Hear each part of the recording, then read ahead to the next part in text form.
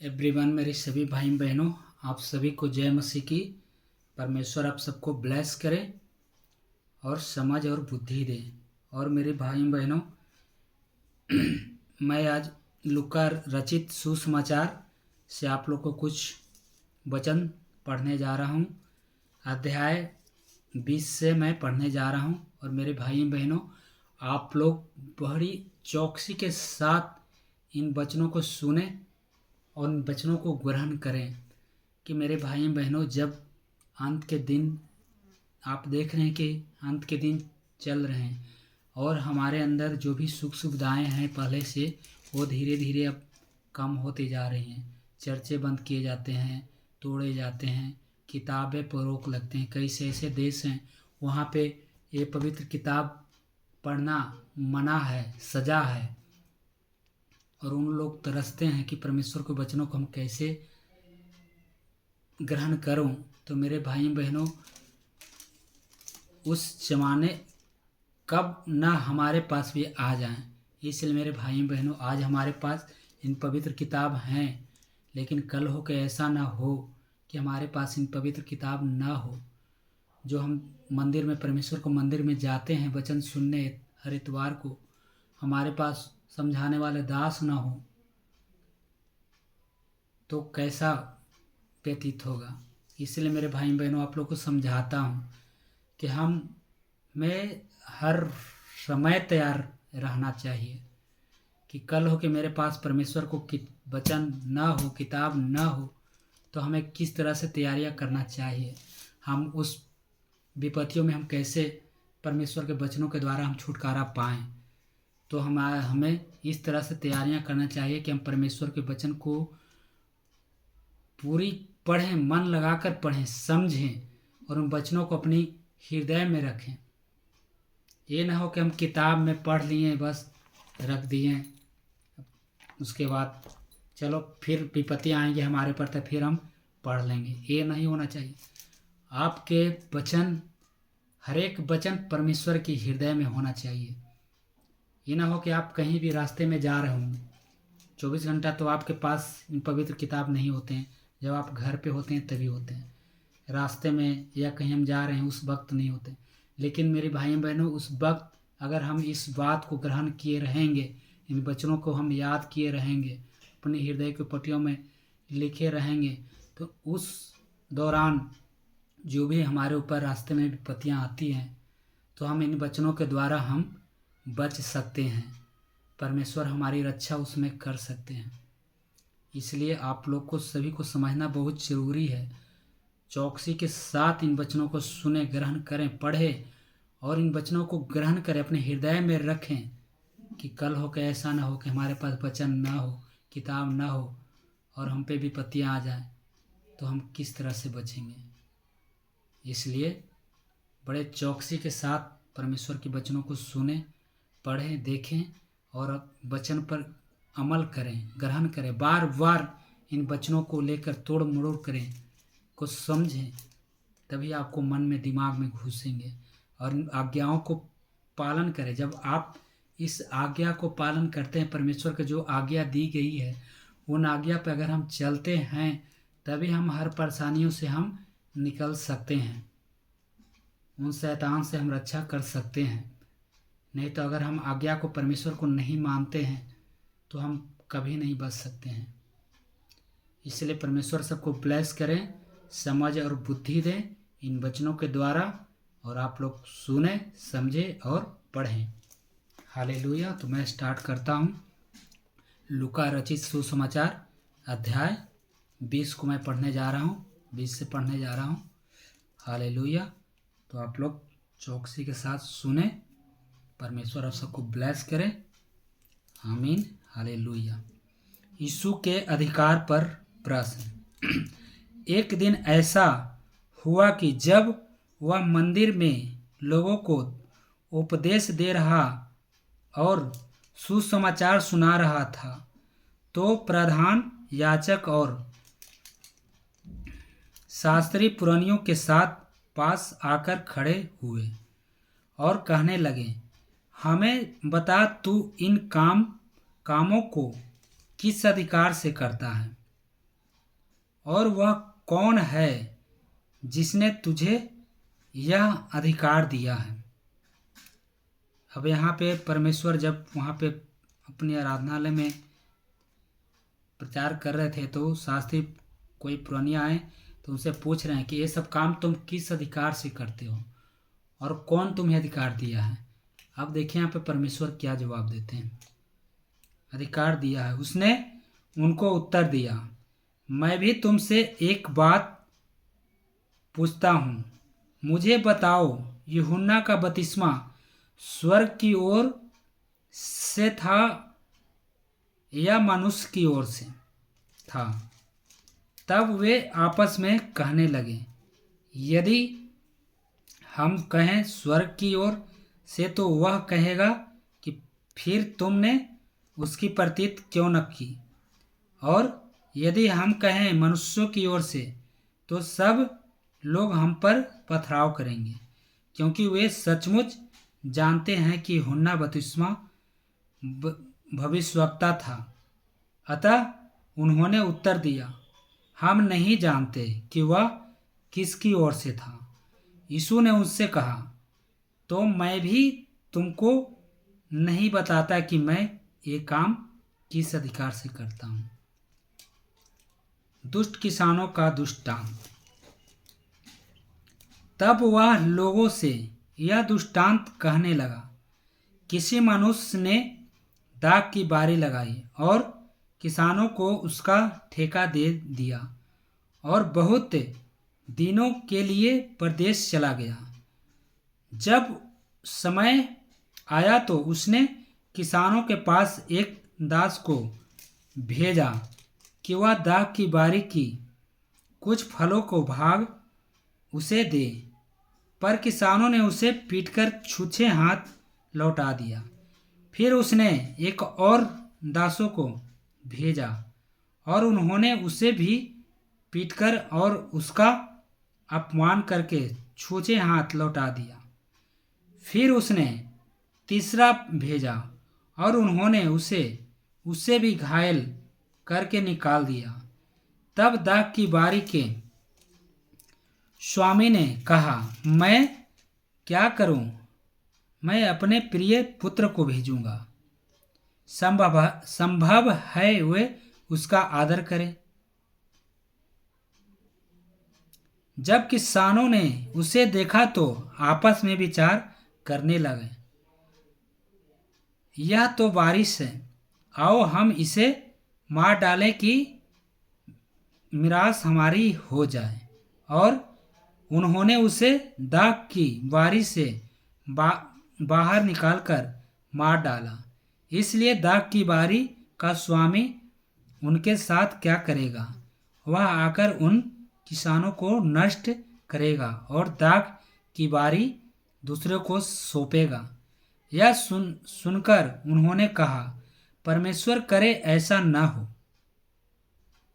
उसने उनकी ओर देखकर कहा, फिर यह क्या लिखा है कि जिस पत्थर को राजमिस्त्रियों ने निकम्मा ठहराया था, यही कोने का सिरा हो गया। जो कोई उस पत्थर पर गिरेगा वह चकनाचूर हो जाएगा, और जिस पर वह गिरेगा उसको पीस डालेगा। Hallelujah, thank you Lord Jesus. महान परमेश्वर की तारीफ हो। केसर को कर देना। उसी घड़ी शास्त्रियों और प्रधान याजकों ने उसे पकड़ना चाहा, क्योंकि वे समझ गए थे कि उसने हम पर यह दृष्टांत कहा। परंतु वे लोगों से डरे और वे उसकी ताक में लगे और भेदिए भेजे कि धर्म का भेष धरकर उसको कोई ना कोई बात पकड़े, ताकि उसे हाकिम के हाथ और अधिकार में सौंप दे। उन्होंने उससे यह पूछा, हे गुरु, हम जानते हैं कि तू ठीक कहता और सिखाता भी है और किसी का पक्षपात नहीं करता, वरना परमेश्वर का मार्ग सच्चाई से बताता है। क्या हमें केसर को कर देना उचित है या नहीं कि उसने उनकी चतुराई को ताड़कर उनसे कहा, एक दिनार मुझे दिखाओ, इन पर किसकी छाप और नाम है। उन्होंने कड़ा केसर का, उसने उसने उसने कहा केसर का। उसने उनसे कहा, तो जो केसर का है वह केसर को दो, और जो परमेश्वर का है वह परमेश्वर को दो। वे लोगों के सामने इस बात में से उसे पकड़ ना सके, वरना उसके उत्तर से अचंभित होकर चुप रह गए। पुनरुत्थान और विवाह। फिर संदूकी जो कहते हैं कि उस मरे हुओं का जी उठना है ही नहीं, उनमें से कुछ ने उसको पास आकर पूछा, हे गुरु, मूसा हमारे लिए यह लिखा है, यदि किसी का भाई अपनी पत्नी की रहते हुए बिना संतान मर जाए तो उसका भाई उसको पत्नी से विवाह कर ले और अपने भाई के लिए वंश उत्पन्न करे। 7 भाई थे। पहला भाई विवाह करके बिना संतान मर गया।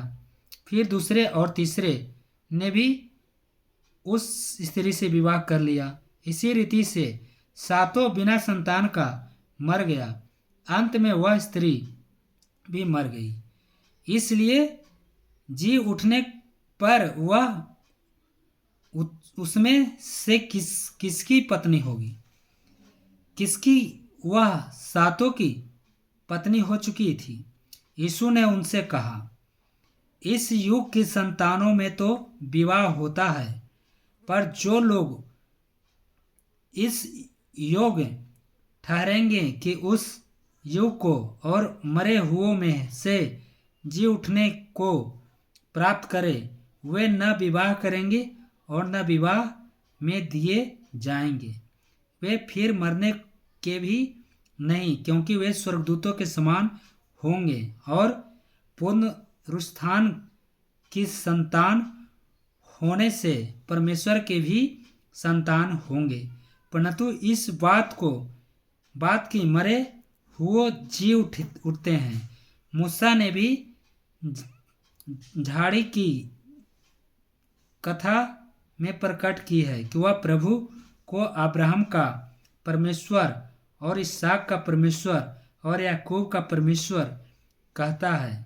परमेश्वर तो मुर्दों का नहीं परंतु जीवितों का परमेश्वर है, क्योंकि उसके निकट सब जीवित हैं। तब वह मूसा शास्त्रियों में से कुछ ने यह कहा, हे गुरु, तूने अच्छा कहा, और उन्हें फिर उसे कुछ और पूछने का हियाव न हुआ। Hallelujah, thank you Lord Jesus. मसीह किसका पुत्र है? फिर उसने उनसे पूछा, मसीह को दाऊद की संतान कैसे हुए कहते हैं? दाऊद आप भजन संहिता की पुस्तक में कहता है, प्रभु ने मेरे प्रभु से कहा, मेरे दाहिने बैठ, जब तक कि मैं तेरे बैरियों को तेरे पांवों के तले न कर दूं। दाऊद तो उससे प्रभु कहता है, तो फिर वह उसकी संतान कैसे ठहरा? शास्त्रियों से सावधान।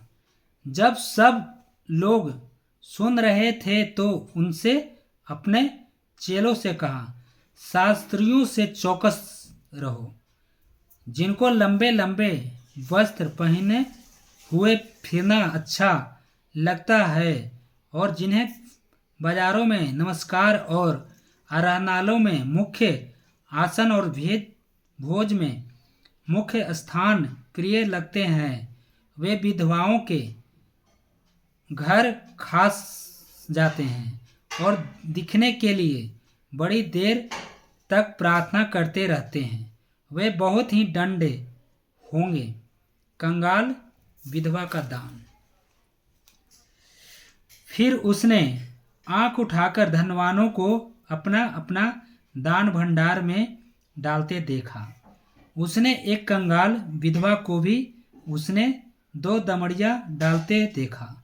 तब उसने कहा, मैं तुमसे सच कहता हूँ कि इस कंगाल विधवा ने सबसे बढ़कर दान डाला है, क्योंकि उन सब ने अपने अपनी बढ़ती में से दान में कुछ डाला, परंतु अपने अपने घटी में से अपनी सारी जीविका डाल दी है।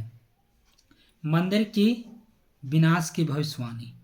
जब कुछ लोग मंदिर के विषय में कह रहे थे कि वह कैसे सुंदर पत्थरों और भेंट की वस्तुओं से संवारा गया है, तो उसने कहा, वे दिन आएंगे जिनमें यह सब जो तुम देखते हो उनमें से यह किसी पत्थर पर पत्थर भी न छूटेगा जो ढहाया न जाएगा।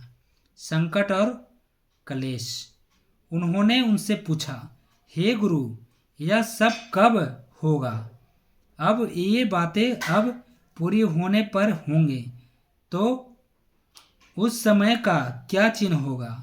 उसने कहा, चौकस रहो कि भरमाए न जाओ, क्योंकि बहुत से मेरे नाम से आकर कहेंगे, मैं वही हूँ, और यह भी कि समय निकट आ पहुँचा है। तुम उनको पीछे न चले जाना। जब तुम लड़ाइयों और बलवों का चर्चा सुनो तो घबरा न जाना, क्योंकि इनका पहले होना आवश्यक है, परंतु उस समय तुरंत अंत न होगा। तब उसने उनसे कहा, जाति पर जाति और राज पर राज चढ़ाई करेगा, और बड़े बड़े भूकंप होंगे, और जगह जगह अकाल और महामारियां पड़ेगी, और आकाश से भयंकर बातें और बड़े बड़े चिन्ह प्रकट होंगे। परंतु इन सब बातों से पहले वे मेरे नाम के कारण तुम्हें पकड़ेंगे और सताएंगे, और पंचायतों में सौंपेंगे, और बंदी गृह में डलवाएंगे, और राजाओं और हाकिमों के सामने ले जाएंगे, पर वह तुम्हारे लिए गवाही देने का अवसर हो जाएगा। इसलिए अपने अपने मन में ठान रखो कि हम पहले से उत्तर देने को चिंता न करेंगे, क्योंकि मैं तुम्हें ऐसा बल और बुद्धि दूंगा कि तुम्हें सब विरोधी सामना या खंडन न करे। Thank you Lord Jesus. महान परमेश्वर, आपके नाम की तारीफ। खंडन न कर सकेंगे। तुम्हारी माता पिता और भाई और कुटुंब और मित्र भी तुम्हें पकड़वाएंगे, यहाँ तक कि तुम में से कुछ को मरवा डालेंगे। मेरे नाम के कारण सब लोग तुमसे वैर करेंगे, परंतु तुम्हारे सिर का एक बाल भी बांका न होगा। अपने धीरज से तुम अपने प्राणों को बचाए रखोगे। यरूशलेम के विनाश की भविष्यवाणी। जब तुम यरूशलेम को सेनाओं से घिरा हुआ देखो तो जान लेना कि उसका उजड़ जाना निकट है। तब जो यहूदी में हो वे पहाड़ों पर भाग जाए, और जो यरूशलेम के भीतर हो वे बाहर निकल जाए, और जो गाँव में हो वे उनमें न जाए, क्योंकि यह बदला लेने के ऐसे दिन होंगे जिनमें लिखी हुई सब बातें पूरी हो जाएंगे। उन दिनों में जो गर्भवती और दूध पिलाती हुई होगी उनके लिए हाय हाय, क्योंकि देश में बड़ा क्लेश और उन लोगों पर बड़ा प्रकोप होगा। वे तलवार के कोर हो जाएंगे, और सब देशों के लोगों में बंदी होकर पहुंचाए जाएंगे, और जब तक अन्य जातियों का समय पूरा ना हो तब तक यरूशलेम अन्य जातियों से रौंदा जाएगा। मनुष्य के पुत्र का पुनरुगमन। सूरज और चांद और तारों में चिन्ह दिखाई देंगे और पृथ्वी पर देश देश के लोगों को संकट होगा, क्योंकि वे समुद्र के गरजने और लहरों का कोलाहल से घबरा जाएंगे। भय के कारण और संसार पर आने वाली घटनाओं की बाट देखते देखते लोगों के जी में जी न रहेगा, क्योंकि आकाश को शक्तियां हिलाई जाएंगी। तब वे मनुष्य के पुत्र को सामर्थ और बड़ी महिमा के साथ बादल पर आते देखेंगे। जब ये बातें होने लगे तो सीधे होकर अपने सिर ऊपर उठाना, क्योंकि तुम्हारा छुटकारा निकट होगा। Hallelujah, thank you Lord Jesus. अंजीर के पेड़ का उदाहरण। उसने उनसे एक दृष्टांत भी कहा, अंजीर के पेड़ और सब पेड़ों को देखो, जो ही उसमें कोपले निकलती हैं तो तुम देखकर आप ही जान लेते हो कि ग्रीष्म काल निकट है। उसी रीति से जब तुम ये बातें होते देखो तब जान लो कि परमेश्वर का राज निकट है। मैं तुमसे सच कहता हूँ कि जब तक ये सब बातें न हो ले तब तक इस पीढ़ी का कदापि अंत न होगा। आकाश और पृथ्वी टल जाएंगी, परंतु मेरी बातें कभी न टलेंगी। जागते रहो, इसलिए सावधान रहो।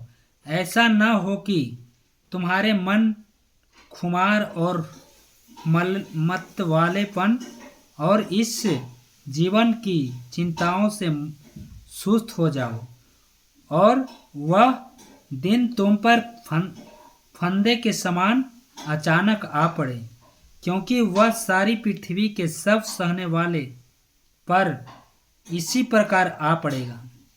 इसलिए जागते रहो और हर समय प्रार्थना करते रहो कि तुम इन सब आने वाली घटनाओं से बचने और मनुष्य के पुत्र के सामने खड़े होने के योग्य बनो। वह दिन को मंदिर में उपदेश करता था और रात को बाहर जाकर जैतून नामक पहाड़ पर रहा करता था, और भोर को तड़के सब लोग उसकी सुनने के लिए मंदिर में उसके पास आया करते थे। Hallelujah, thank you Lord Jesus. महान परमेश्वर, आपकी तारीफ हो। यीशु के विरुद्ध यह यंत्र। अख़मीरी रोटी का पर्व जो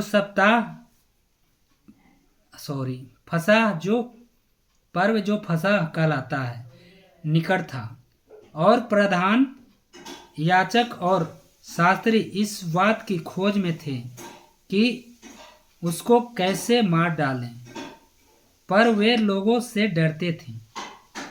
यहूदा का विश्वास था। तब शैतान यहूदा में समाया, जो इस्करियोती कहलाता और 12 चेलों में गिना जाता था। उसने जाकर प्रधान याजकों और पहरुओं के सरदारों के साथ बातचीत की, उसकी किस प्रकार उसके हाथ पकड़वाए।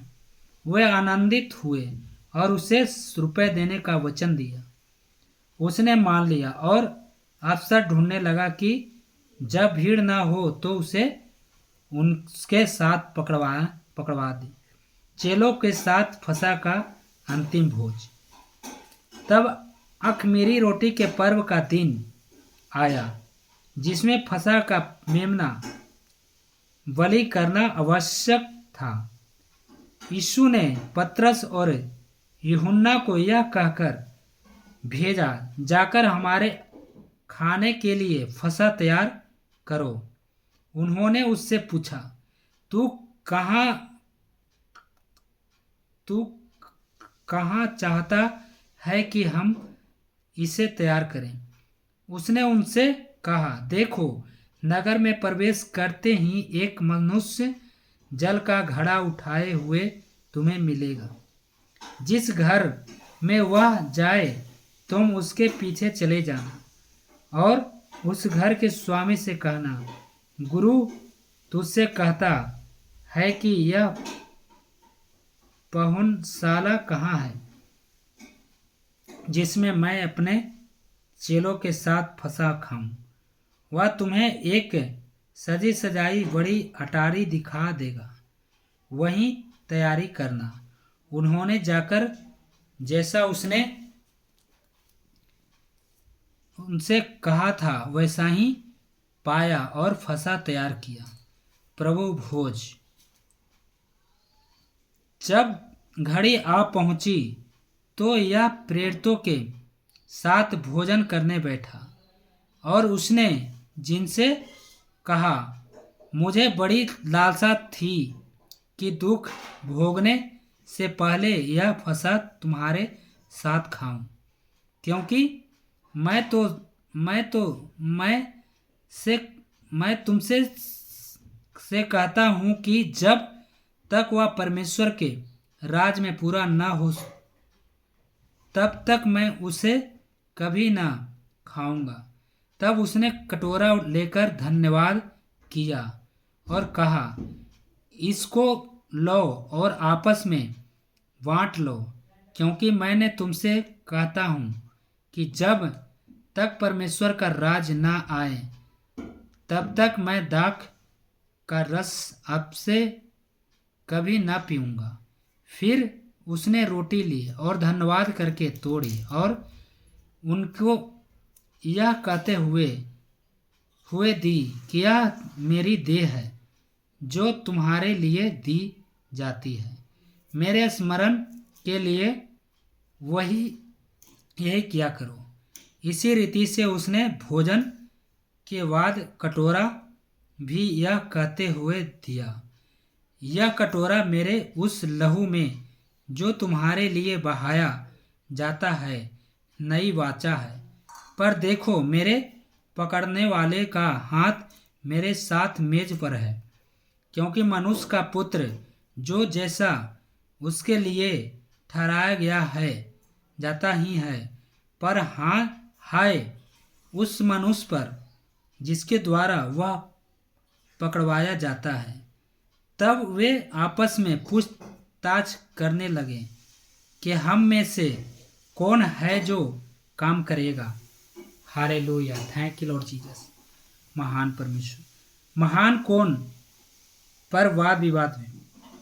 उनमें यह वाद विवाद भी हुआ कि उन में से कौन बड़ा समझा जाता है।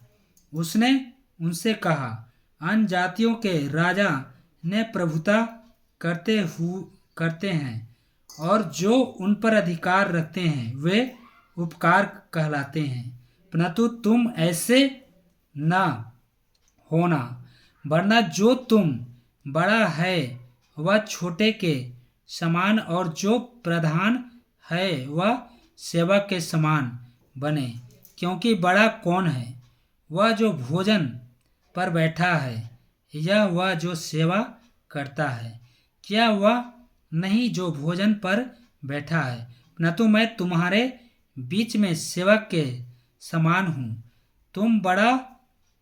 तुम वह हो जो मेरी परीक्षाओं में लगातार मेरे साथ रहे और जैसे मेरे पिता ने मेरे लिए एक राज ठहराया है वैसा ही मैं भी तुम्हारे लिए ठहराता हूँ, ताकि तुम मेरे राज्य में मेरी मेज पर खाओ पियो, वरना सिंहासनों पर बैठकर इस्राएल के 12 गोत्रों का न्याय करो।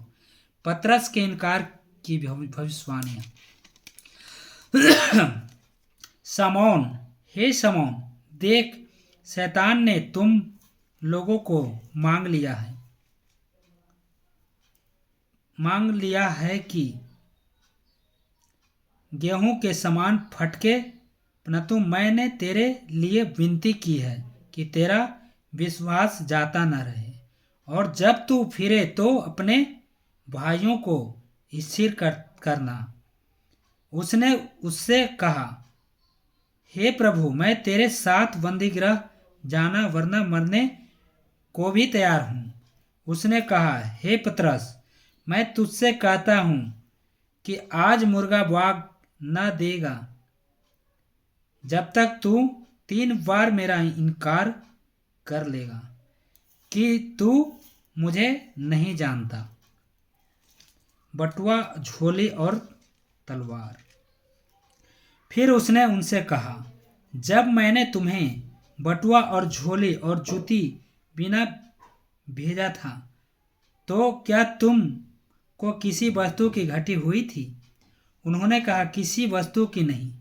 उसने उससे कहा, परंतु जब जिसके पास बटुआ हो वह उसे ले, और वैसे ही झोली भी, और जिसके पास तलवार न हो वह अपने अपने कपड़े बेचकर एक मोल ले, क्योंकि मैं तुमसे कहता हूँ कि यह जो लिखा है वह अपराधियों के साथ गिना गया है। उसका मुझ में पूरा होना अवश्य है। थैंक यू लॉर्ड जीसस, क्योंकि मेरे विषय में लिखी बातें पूरी होने पर है। उन्होंने कहा, हे प्रभु, देख, यहाँ 2 तलवारें हैं। उसने उनसे कहा, बहुत है। जैतून के पहाड़ पर यीशु की प्रार्थना। तब वह बाहर निकलकर अपने रीति के अनुसार जैतून के पहाड़ पर गया, और चेले उसके पीछे हो लिए। उस जगह पहुंचकर उसने उनसे कहा, प्रार्थना करो कि तुम परीक्षा में न पड़ो। और वह आप उनसे अलग एक ढेला फेंकने की दूरी भर गया और घुटने टेक कर प्रार्थना करने लगा, हे पिता, यदि तू चाहे तो इस कटोरे को मेरे पास से हटा ले, तो भी मेरी नहीं परंतु तेरी ही इच्छा पूरी हो। तो अब स्वर्ग से एक दूत उसको दिखाई दिया जो उसे सामर्थ देता था। वो अत्यंत संकट में व्याकुल होकर और भी हार्दिक वेदना से प्रार्थना करने लगा, और उसका पसीना मानो लहू की बड़ी बड़ी बूंद के समान भूमि पर गिर रहा था। तब वह प्रार्थना से उठा और अपने चेले के पास आकर उन्हें उदासी के मारे सोता पाया, और उनसे कहा, क्यों सोते हो? उठो, प्रार्थना करो कि परीक्षा में न पड़ो। यीशु का धोखे से पकड़ा जाना। वह यह कह ही रहा था कि एक भीड़ आई। उन 12 में से एक, जिसका नाम यहूदा था, उनके आगे आ रहा था। वह यीशु के पास आकर कि उसका चुमा ले। यीशु ने उससे कहा, हे यहूदा, क्या तू चुमा लेकर मनुष्य के पुत्र को पकड़वाता है? उसके साथियों ने जब देखा कि क्या होने वाला है तो कहा, हे प्रभु, क्या हम तलवार चलाएं? और उनमें से एक ने महायाजक के दास पर तलवार चलाकर उसका दाहिना कान उड़ा दिया। इस पर यीशु ने कहा, अब बस करो, और उसका कान छूकर उसे अच्छा किया। तब यीशु ने प्रधान याजकों और मंदिरों के पहरुओं के सरदारों और पुरनियों से, जो उस पर चढ़ आए थे, कहा, क्या तुम मुझे डाकू जानकर तलवारें और लाठियां लिए हुए निकले हो? जब मैं मंदिर में हर दिन तुम्हारे साथ था तो तुमने मुझ पर हाथ न डाला, पर यह तुम्हारी घड़ी और अंधकार और अधिकार है। Hallelujah, thank you Lord Jesus. पतरस का इनकार। फिर वे उसे पकड़कर ले चले और महायाजक के घर में लाए। पतरस दूर ही दूर उसके पीछे पीछे चलता था, और जब वे आंगन में आग सुलगाकर इकट्ठे बैठे तो पतरस भी उनके बीच में बैठ गया। तब एक दासी उसे आग के उजियाले में बैठे देखकर और उसकी ओर ताककर कहने लगी, यह भी तो उसके साथ था। परंतु उसने यह कहकर इनकार किया, हे नारी, मैं उसे नहीं जानता। थोड़ी देर बाद किसी और ने उसे देखकर कहा, तू भी तो उन्हीं में से है। परंतु पतरस ने कहा, हे मनुष्य, मैं नहीं हूँ। कोई घंटे भर के बाद एक और मनुष्य दृढ़ता से कहने लगा, निश्चय यह भी तो उसके साथ था, क्योंकि यह गलीली है। पतरस ने कहा, हे मनुष्य, मैं नहीं जानता कि तू क्या कहता। वह कह ही रहा था कि तुरंत मुर्गा ने बाँक दी। तब प्रभु ने घूमकर पतरस की ओर देखा और पतरस को प्रभु की वह बात याद आई जो उसने कही थी, आज मुर्गा के बाग देने से पहले तू 3 बार मेरा इनकार करेगा। और यह बाहर निकलकर फूट फूट कर रोया। यीशु का अपमान। जो मनुष्य यीशु को पकड़े हुए थे वे उसे ठट्ठे में उड़ाकर पीटने लगे और उसको आंखें ढांककर उससे पूछा, भविष्यवाणी करके बता कि तुझे किसने मारा। और उन्होंने बहुत सी और भी निंदा की बातें उसका विरोध में कही। महासभा के सामने यीशु।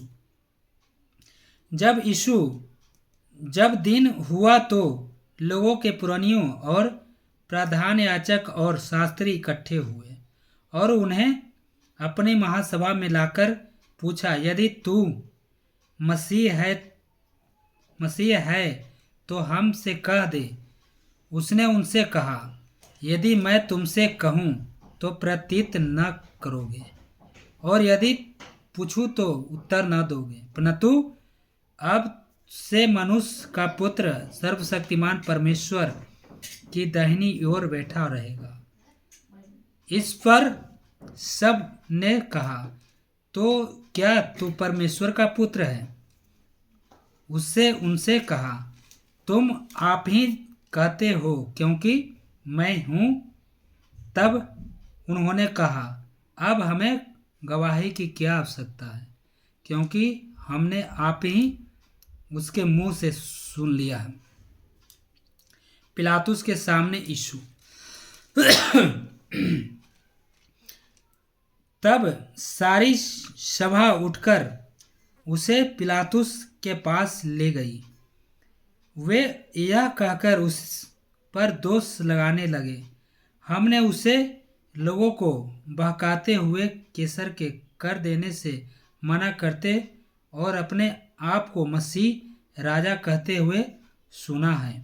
पिलातुस ने उससे पूछा, क्या तू यहूदियों का राजा है? उसने उससे उत्तर दिया, तू आप ही कह रहा है। तब पिलातुस ने प्रधान याजकों और लोगों से कहा, मैं इस मनुष्य में कोई दोष नहीं पाता। पर वे और भी दृढ़ता से कहने लगे, यह गलील से लेकर यहाँ तक सारे यहूदियों में उपदेश देकर लोगों को भड़काता है। यह सुनकर पिलातुस ने क्या कहा, मनुष्य गलीली है? और यह जानकर वह हेरोदेस की रियासत का है, उसे हेरोदेस के पास भेज दिया, क्योंकि उन दिनों में वह भी यरूशलेम में था। हेरोदेस के सामने यीशु। हेरोदेस यीशु को देखकर बहुत ही प्रसन्न हुआ, क्योंकि वह बहुत दिनों से उसको देखना चाहता था, इसलिए कि उसके विषय में सुना था और उसने कुछ चिन्ह देखने को आशा रखता था। वह उससे बहुत सी बातें पूछता रहा, पर उसने उसको कुछ भी उत्तर न दिया। प्रधान याजक और शास्त्री खड़े हुए तन मन से उस पर दोष लगाते रहे। तब हेरोदेस ने अपने सिपाहियों के साथ उसका अपमान करके ठट्ठों में उड़ाया और भड़कीला वस्त्र पहनाकर उसे पिलातुस के पास लौटा दिया। उसी दिन पिलातुस और हेरोदेस मित्र हो गए। इसके पहले वे एक दूसरे के बैरी हैं। पिलातुस द्वारा यीशु को मृत्युदंड। पिलातुस ने प्रधान याजकों और सरदारों और लोगों को बुलाकर उनसे कहा, तुम इस मनुष्य को लोगों का बहकाने वाला ठहराकर मेरे पास लाए हो, और देखो मैंने तुम्हारे सामने उसकी जांच की, पर जिन बातों का तुम उस पर दोष लगाते हो उन बातों के विषय में न उसमें कुछ भी दोष नहीं पाया, न हेरोदेस ने, क्योंकि उसने उसे हमारे पास लौटा दिया है।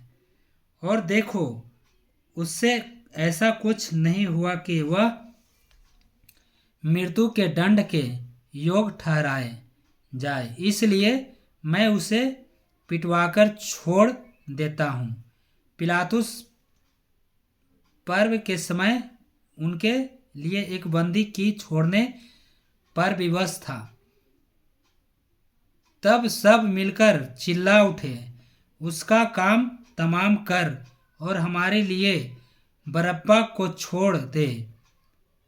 वह किसी बलवे के कारण जो नगर में हुआ था और हत्या के कारण बंदीगृह में डाला गया था। पर पिलातुस ने यीशु को छोड़ने की इच्छा से लोगों को फिर समझाया, परंतु उन्होंने चिल्लाकर कहा, उसे क्रूस पर चढ़ा। क्रूस पर उन्होंने तीसरी बार उससे कहा, क्यों उसने कौन सी बुराई की है? मैंने उसमें मृत्यु के दंड के योग कोई बात नहीं पाई, इसलिए मैं उसे पिटवाकर छोड़ देता हूँ। परंतु वे चिल्ला कर पीछे पड़ गए कि वह क्रूस पर चढ़ाया जाए, और उनका चिल्लाना प्रबल हुआ। और पिलातुस ने आज्ञा दी कि उनकी विनती के अनुसार किया जाए। उसने उस मनुष्य को जो बलवे और हत्या के कारण बंदीगृह में डाला गया था और जिसे मांगते थे छोड़ दिया और यीशु को उनकी इच्छा के अनुसार सौंप दिया। Hallelujah, thank you Lord Jesus. यीशु का क्रूस पर चढ़ाया जाना। जब वे उसे लिए जा रहे थे तो उन्होंने शमौन नामक एक कुरेनी को जो गांव से आ रहा था पकड़कर उस पर क्रूस लाद दिया कि उसे यीशु के पीछे ले चले। लोगों को बड़ी भीड़ उसके पीछे हो ली, और उसमें बहुत सी स्त्रियों भी थी जो उसके लिए छाती पीटती और विलाप करती थी। यीशु ने उनकी ओर मुड़कर कहा, हे यरूशलेम की पुत्रियों, मेरे लिए मत रो, परंतु अपने और अपने बालकों के लिए रो, क्योंकि देखो वे दिन आते हैं जिनमें लोग कहेंगे धन है वे जो बाज हैं और वे गर्भ जो न जाने और वे संतान जिन्होंने दूध न पिलाया। उस समय वे पहाड़ों से कहने लगेंगे कि हम पर गिरो और टीलों से कि हमें ढांप लो, क्योंकि जब वे हरे पेड़ के साथ ऐसा करते हैं तो सूखे के साथ क्या कुछ न किया जाएगा। वे अन्य 2 मनुष्यों को भी जो कुकर्मी थे उसके साथ घात करने को ले चले। जब वे उसे जगह जिसे खोपड़ी कहते थे पहुँचे तो उन्होंने वहाँ उसे और कुकर्मी को भी, एक को दाहिनी और दूसरे को बाईं ओर क्रूस पर चढ़ाया। तब यीशु ने कहा, हे पिता, इन्हें क्षमा कर, क्योंकि ये जानते नहीं कि क्या कर रही है। और उन्होंने चिट्ठियां डालकर उसके कपड़े बांट लिए। लोग खड़े खड़े देख रहे थे और सरदार भी ठट्ठा करके कहते थे, इसने दूसरों को बचाया। यदि यह परमेश्वर का मसीह है और उसका चुना हुआ है तो अपने आप को बचा ले। सिपाही भी पास आकर और सिरका देकर उसका ठट्ठा करके कहते थे, यदि तू यहूदियों का राजा है तो अपने आप को बचा। और उसके ऊपर एक दोषपत्र भी लगाया था कि यह यहूदियों का राजा है। मन फिराने वाला कुकर्मी। जो कुकर्मी वहां लटकाए गए थे उनमें से एक ने उसकी निंदा करके कहा, क्या तू मसीह नहीं तो फिर अपने आप को और हमें बचा। इस पर दूसरे ने उसे डांटकर कहा, क्या तू परमेश्वर से भी नहीं डरता? तू भी तो बड़ी दंड पा रहा है और हम तो न्याय डांटकर डरता, तू भी तो वही दंड पा रहा है और हम तो न्याय अनुसार दंड पा रहे हैं, क्योंकि हम अपने कामों का ठीक फल पा रहे हैं। पर इसने कोई अनुचित काम नहीं किया। तब उसने कहा, हे यीशु, जब तू अपने राज्य में आए तो मेरी सुधि लेना। उसने उससे कहा, मैं तुझसे सच कहता हूँ कि आज ही मेरे साथ स्वर्गलोक में होगा। आमीन। Thank you Lord Jesus.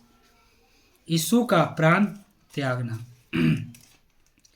लगभग 2 पहर से तीसरे पहर तक सारे देश में अंधियारा छाया रहा और सूरज का उजियाला जाता रहा और मंदिर का पर्दा बीच से फट गया और यीशु ने बड़े शब्द से पुकारा कर कहा, हे पिता, मैं अपनी आत्मा तेरे हाथों में सौंपता हूँ। और यह कहकर प्राण छोड़ दिया। सूबेदार ने जो कुछ हुआ था देखकर परमेश्वर की बड़ाई की और कहा, निश्चय यह मनुष्य धर्मी था। और भीड़ जो यह देखने को इकट्ठी हुई थी इस घटना को देखकर छाती पीटती हुई लौट गई। पर उसके सब जान पहचान और जो स्त्रियां गलील से उसके साथ आई थी दूर खड़ी हुई यह सब देख रही थी। यीशु का गाड़ा जाना।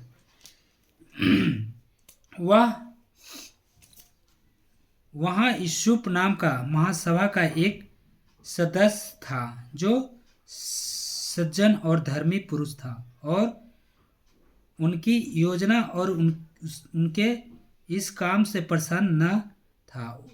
वह यहूदियों के नगर अरमियत का रहने वाला और परमेश्वर के राज्य की बाट जोहने वाला था। उसने पिलातुस के पास जाकर यीशु का 100 मांगा और उसे उतारकर मलमल की चादर में लपेटा और एक कब्र में रखा जो चट्टान में खुदी हुई थी और उसमें कोई कभी न रखा गया था। वह तैयारी का दिन था और सप्त का दिन था, आरंभ होने पर था। उन स्त्रियों ने जो उसके साथ गलील से आई थी पीछे पीछे जाकर उस कब्र को देखा और यह भी उसका शव किसी रीति से रखा गया है। तब उन्होंने लौटकर सुगंधित वस्तुएं और इत्र तैयार किया और सप्त के दिन उन्होंने आज्ञा के अनुसार विश्राम किया। यीशु का पुनरुत्थान। परंतु सप्ताह के पहले दिन बड़े भोर को वे उस सुगंधित वस्तुओं की जो उन्होंने तैयार की थी लेकर कब्र पर आई। उन्होंने पत्थर को कब्र पर से लुढ़कर हुआ पाया, पर भीतर जाकर प्रभु यीशु का शव न पाया। जब वे इस बात से भौचक्के हो रहे थे तो देखो, दो पुरुष झलकते वस्त्र पहने हुए उनके पास आ खड़े हुए। जब वे डर गई और धरती की ओर मुख झुकाए रही तो उन्होंने उनसे कहा, तुम जीवते को मरे हुए में क्यों ढूंढती हो? वह यहाँ नहीं परंतु जी उठा है। स्मरण करो कि उसने गलील में रहते हुए तुमसे कहा था कि अवश्य है कि मनुष्य का पुत्र पापियों के हाथ में पकड़वाया जाए और क्रूस पर चढ़ाया जाए और तीसरे दिन जी उठे। तब उनको स्मरण आई और कब्र से लौटकर उन्होंने उन 11 को और अन्य सबको यूं सब बातें कह सुनाई जिन्होंने प्रेरितों से ये बातें कही। वे मरियम मगदलिनी और यूहन्ना और याकूब के माता मरियम और उनके साथ के अन्य स्त्रियां भी थी, परंतु उनकी बातों उन्हें कहानी सी जान पड़ी और उन्होंने उनकी प्रतीत न की। तब पतरस उठकर कब्र पर दौड़ा गया और झुककर केवल कपड़े पड़े देखे और जो हुआ था उससे अचंभा करता हुआ अपने घर चला गया। इमाउस के मार्ग पर चेलों के साथ। उसी दिन उनमें से 2 उन इमाउस नामक एक गांव को जा रहे थे जो यरूशलेम से कोई 7 मील की दूरी पर था। वे इन सब बातों पर जो हुई थी आपस में बातचीत करते जा रहे थे और जब वे आपस में बातचीत और पूछताछ कर रहे थे तो यीशु आप पास आकर उसके साथ हो लिया, परंतु उनकी आंखें ऐसो बंद कर दी गई थी कि उसे पहचान न सके। उसने उससे पूछा, ये क्या बातें हैं जो तुम चलते चलते आपस में करते हो? वे उदास से खड़े रह गए। यह सुनकर उनमें से क्लियोपास नामक एक व्यक्ति ने कहा, क्या तुम यरूशलेम में अकेला परदेशी है जो नहीं जानता कि इन दिनों में उसमें क्या क्या हुआ है? उसने उससे पूछा, कौन सी बातें? जिन्होंने उससे कहा, यीशु नासरी के विषय में जो परमेश्वर और सब लोगों के निकट काम और वचन में सामर्थी भविष्यवक्ता था और प्रधान याजकों और हमारे सरदारों ने उसे पकड़वा दिया कि उस पर मृत्यु की आज्ञा दी जाए और उसे क्रूस पर चढ़ाया, परंतु hallelujah, thank you Lord Jesus, परंतु हमें आशा दी,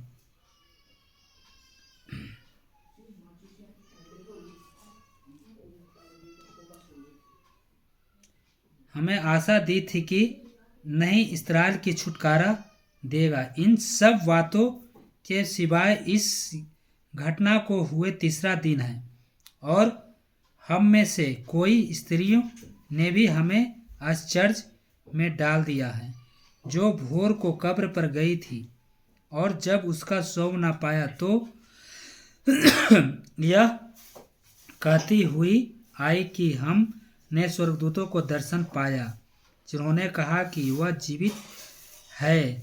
तब हमारे साथियों में से कई एक कब्र पर गए और जैसा स्त्रियों ने कहा था वैसा ही पाया, परंतु उसको न देखा। तब उसने उनसे कहा, हे निर्बुद्धियों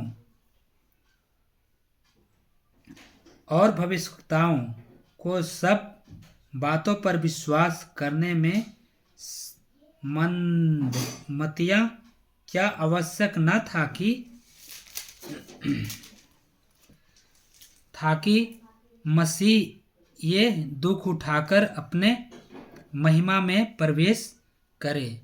तब उसने मूसा से और सब भविष्यवक्ताओं से आरंभ करके सारे पवित्र शास्त्र में से अपने विषय में लिखी बातों का अर्थ उन्हें समझा दिया।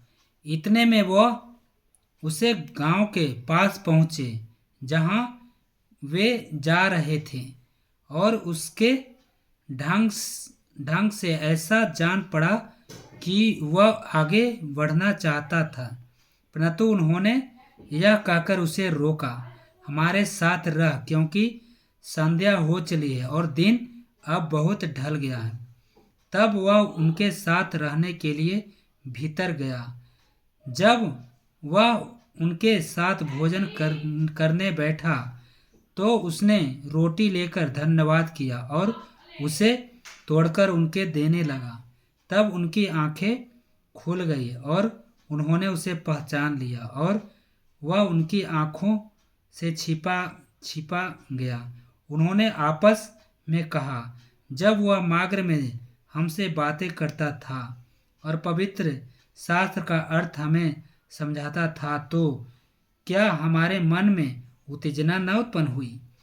वे उसी घड़ी उठकर यरूशलेम को लौट गए और उन 11 और उनके साथियों को इकट्ठे पाया। वे कहते थे, प्रभु सचमुच जी उठा है और शमौन दिखाई दिया। तब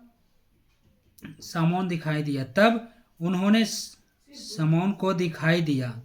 तब उन्होंने मार्ग की बात उन्हें बता दी, और वह भी कि उन्होंने उसे रोटी तोड़ते समय कैसे पहचाना, यीशु का चेलों को दिखाई देना। वे ये बातें कह ही रहे थे कि वह आप ही उनके बीच में आ खड़ा हुआ और उनसे कहा, तुम्हें शांति मिले। परंतु वे घबरा गए और डर गए और समझे कि हम किसी भूत को देख रहे हैं। उसने उनसे कहा, क्यों घबराते हो और तुम्हारे मन में क्यों संदेह उठते हैं? मेरे हाथ और मेरे पाँव को देखो कि मैं वही हूँ, मुझे छूकर देखो, क्योंकि आत्मा की हड्डी मांस नहीं होती, जैसा मुझ में देखते हो। यह कहकर उसने उन्हें अपने हाथ पांव दिखाया।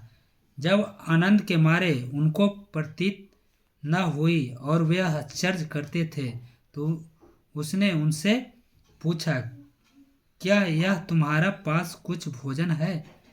उन्होंने उससे भुनी हुई मछली का टुकड़ा दिया। उसने लेकर उनके सामने खाया। फिर उसने उनसे कहा, ये मेरी वे बातें हैं जो मैंने तुम्हारे साथ रहते हुए तुमसे कही थी कि अवश्य है कि जितने बातें मूसा की व्यवस्था और भविष्यवक्ताओं और भजनों की पुस्तकों में मेरे विषय में लिखी है सब पूरी हो। तब उसने पवित्र शास्त्र बुझने के लिए उनकी समझ खोल दी और उनसे कहा, यूं लिखा है कि मसीह दुख उठाएगा और तीसरे दिन मरे हुओं में से जी उठेगा और यरूशलेम से लेकर सब जातियों में मन फिराव का और पापों को क्षमा का प्रचार उसी के नाम से किया जाएगा। तुम उन सब बातों के गवाह हो और देखो जिसकी प्रतिज्ञा मेरे पिता ने की है मैं उसको तुम पर उतारूंगा और जब तक स्वर्ग से सामर्थ न पाओगे तब तक तुम उसी नगर में ठहरे रहोगे। यीशु की स्वर्गरोहण। तब वह उन्हें बेतनिया तक बाहर ले गया और अपने हाथ उठाकर उन्हें आशीष दी और उन्हें आशीष देते हुए वह उनसे अलग हो गया और स्वर्ग पर उठा लिया गया। तब वे उसको दंडवत करके बड़े आनंद से यरूशलेम को लौट गए और वे लगातार मंदिर में उपस्थित होकर परमेश्वर की स्तुति किया करते रहे। आमीन। Thank you Lord Jesus. महान परमेश्वर, आपके नाम की तारीफ है। तो मेरे भाई बहनों, तो ये थे लूका रचित सुसमाचार अध्याय 20 से लेकर मैंने अंतिम तक 24 अध्याय तक पढ़ा। तो मेरे भाई बहनों, आप लोग भी समझ और बुद्धि से काम लें और इन वचनों को समझें और अपनी हृदय की पट्टियों पर लिखें और प्रार्थना में बने रहें, लगे रहें, क्योंकि जब हमारे अंदर प्रार्थनाएं रहेंगी और इन परमेश्वर के वचन रहेंगे तो हम हर परिस्थितियों से निकल सकते हैं। और परमेश्वर सबको ब्लेस करे, समझ दे, बुद्धि दे, ज्ञान दे। मैं प्रार्थना करता हूँ कि परमेश्वर सबको बुद्धि, ज्ञान, सामर्थ्य दे इन वचनों को रखने के लिए, समझने के लिए, और परमेश्वर ढेर सारी खुशियाँ दें, ब्लेस करें। Hallelujah. Thank you Lord Jesus. परमेश्वर पिता आपका धन्यवाद करते हैं कि हर भाई बहन को समझ और बुद्धि दें, ज्ञान दें। हालेलुया। मेरी छोटी दुआ को पिता परमेश्वर यीशु के नाम में कबूल करें। आमीन।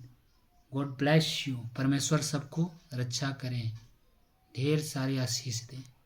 Thank you Jesus. आमीन। हालेलुया।